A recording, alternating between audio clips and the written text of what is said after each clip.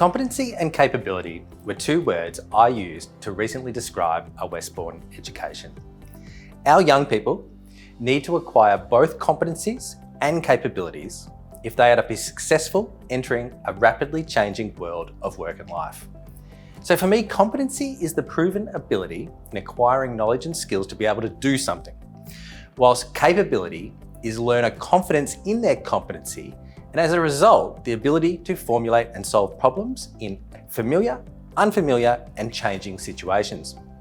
Reading the Victorian Curriculum Assessment Authority, or VCAR, Chief Examiner's reports each year in every Year 12 subject, it is apparent that capability and competence is what separates the best performing students academically. So what does it mean to be a capable young person?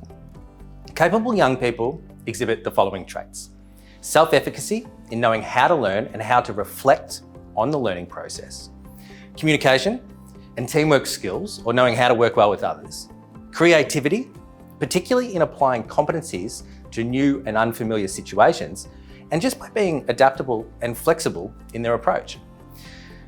In education, we like to use jargon, and we use a word called pedagogy to describe different approaches to teaching and learning. But there's also another term, which is hortagogy. In a hortagogical approach to teaching and learning, our young people, via guidance from their teachers, become highly autonomous and self-determined. The teaching emphasis is placed on the development of learner capacity and capability, with the goal of producing young people who are well prepared for the complexities of a changing world.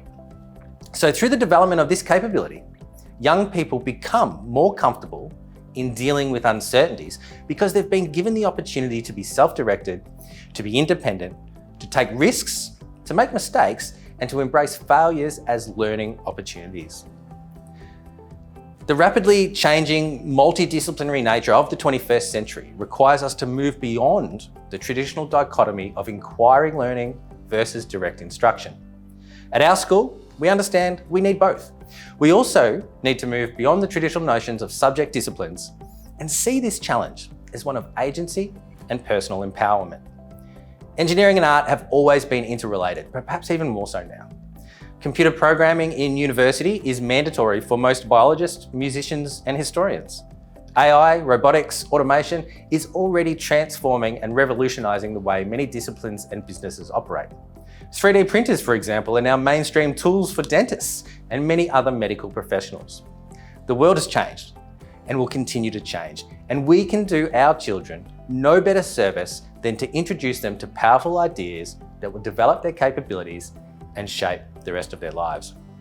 So an in-depth knowledge, skill set, and expertise of a particular specialization is still absolutely important. But increasingly, major discoveries are happening at the interstices between disciplines. And this requires depth in a specific field, but also an ability and the capability to see and make connections more broadly. So by focusing on competency and capability, we are equipping our young people with the attitudes, attributes, skills, tools, and dispositions to embrace any possible future. Talk soon.